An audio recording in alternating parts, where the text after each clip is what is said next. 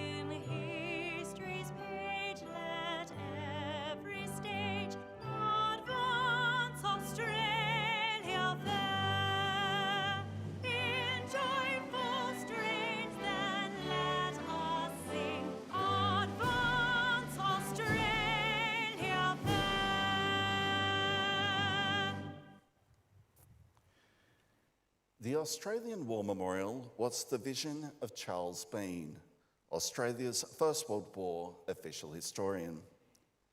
Bean landed with the Australian troops on Gallipoli and stayed with them at the front through to the end of the war. The idea of this national memorial and museum came to him at Pozières, France, in the depths of the bloody fighting of 1916. Bean's idea was that this would be a place where families and friends could mourn their loved ones buried in faraway places. It would also be a place that could help all Australians understand what these men and women had endured and what they had done for us. Bean's vision, to which we remain true, is best expressed as inscribed in the entrance to the memorial's galleries. Here is their spirit, in the heart of the land they loved, and here we guard the record which they themselves made.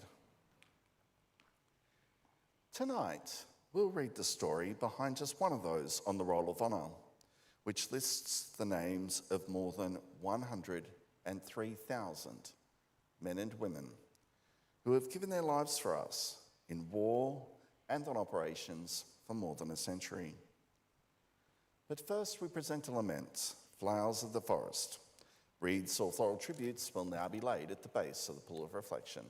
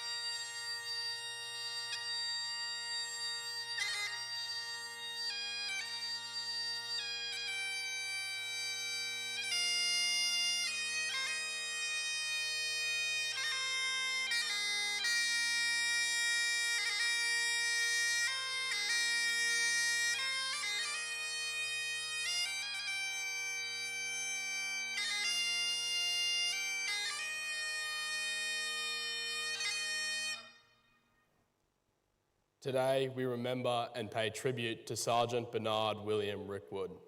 Bernard Rickwood was born on the 30th of November 1893, the third of 4 children to Henry and Annie Rickwood in Sydney. Also known as Barney, he was educated at a local state school as a child. Bernard's father, Henry, died in 1899 when Bernard was around 6 years old, and his mother, Annie, died in 1902 when he was around 9. The Rickwood children then appear to have been brought up by their aunt in St. Peter's in Sydney's inner west. Later, Bernard travelled to Queensland, where he took up work as a stockman and station hand near Kilcoy, northwest of Brisbane. Bernard enlisted into the Australian Imperial Force on the 24th of March 1916 and soon began training with the newly formed 41st Australian Infantry Battalion. His older brother Henry also served in the Great War. He had enlisted in November 1914 and served on Gallipoli before returning home to Australia after suffering from heart and lung complaints. In May 1916, Bernard sailed with the 41st Battalion from Sydney and arrived in England in late July. There he continued training until November 1916, when he sailed from Southampton for France and the war on the Western Front. The rigorous training and often cramped conditions of military life took their toll on the many men serving during the war. And on the 18th of December 1916, whilst his unit was preparing to enter in the front-line trenches for the first time, Bernard was evacuated to a hospital suffering from influenza and an infectious skin condition known as scabies. He rejoined his battalion at the end of January 1917, whilst it was conducting engineering work behind the lines near the French-Belgian border. Bernard and the 41st Battalion spent the rest of the winter months alternating between frontline service, training, and performing labour duties. Throughout this period, he served as a scout, obtaining vital information on enemy positions prior to trench raids, and then participating in the raids.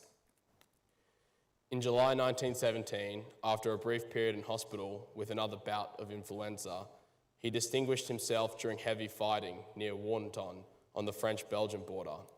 His conduct as a scout from December 1916 to March 1917, and then his conduct in Warrenton in July 1917, saw him later awarded a Distinguished Conduct Medal. He was personally presented with this prestigious medal at a ceremony in early 1918 by Lieutenant General Sir John Monash, Commander of the Australian Corps. He was promoted several times throughout his service, rising from the rank of private to eventually sergeant. Whilst enduring the terrible muddy conditions in Belgium in 1917, Bernard and the 31st Battalion took part in the costly battles of Roosendaal and Passchendaele.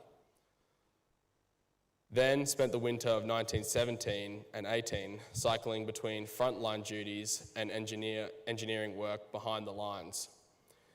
In March 1918, the Germans launched a major but ultimately unsuccessful offensive against Allied positions in a final effort to win the war. The 41st Battalion was one of the many Australian units rushed to the south of the Somme River to help defend against the onslaught. On the 30th of March, only days after arriving in the Somme region, Bernard was wounded with a shrapnel wound to his stomach during an unsuccessful German attack near Brive-sur-Somme. He was sent to the hospital for treatment, but less than a week later rejoined the battalion while it was in support of trenches near the Saly-Sec, north of the Somme and east of the Amiens.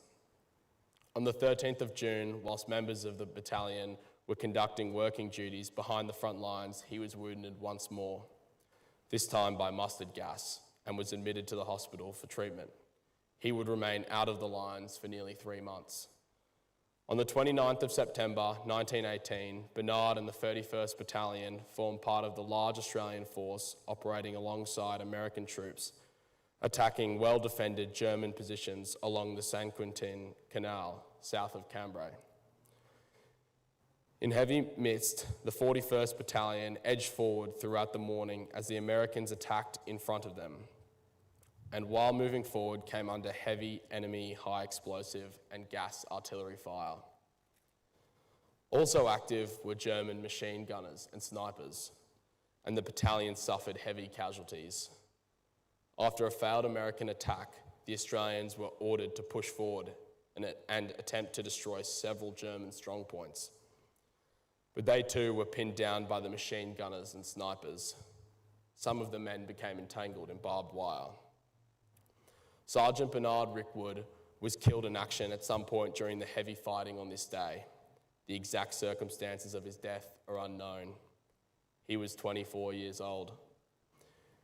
He is buried in the Unicorn Cemetery near where he fell, along more than 1,000 Commonwealth casualties of the Great War. His gravestone reads, "He died that we may live in peace, and may his ideal be realised." Sergeant Bernard William Rickwood is listed on the Roll of Honour on my right among almost 62,000 Australians who died while serving in the First World War. His photograph is displayed today beside the pool of reflection. This is one, but many, of the stories of sacrifice and service told here at the Australian War Memorial. We now remember Sergeant Bernard William Rickwood, who gave his life for our freedoms and in the hope of a better world. Please stand for the reading of the ode and the sounding of the last post. They shall grow not old, as we that are left grow old. Age shall not weary them, nor the years condemn. At the going down of the sun and in the morning, we will remember them. We'll remember them.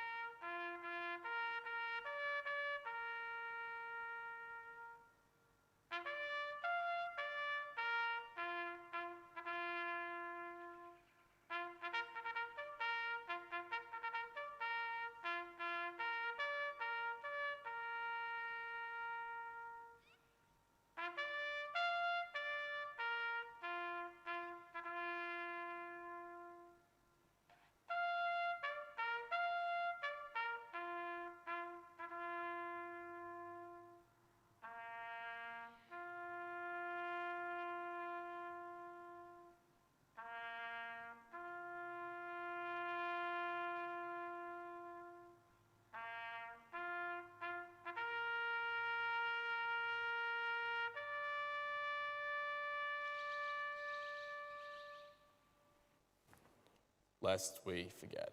Lest we forget.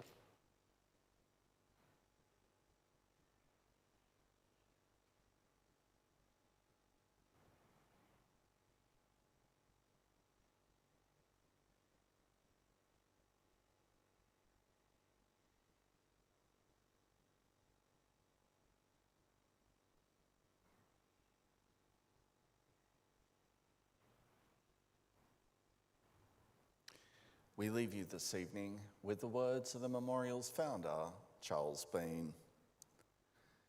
Many a man lying out there at Pozières or in the low scrub of Gallipoli, with his poor, tired senses barely working through the fever of his brain, has thought in his last moments, well, it's over. But in Australia, they will be proud of this. Ladies and gentlemen, girls and boys, that concludes the last post ceremony. On behalf of the director, staff and volunteers, thank you for visiting the Australian War Memorial today. We wish you all a very pleasant evening. Thank you.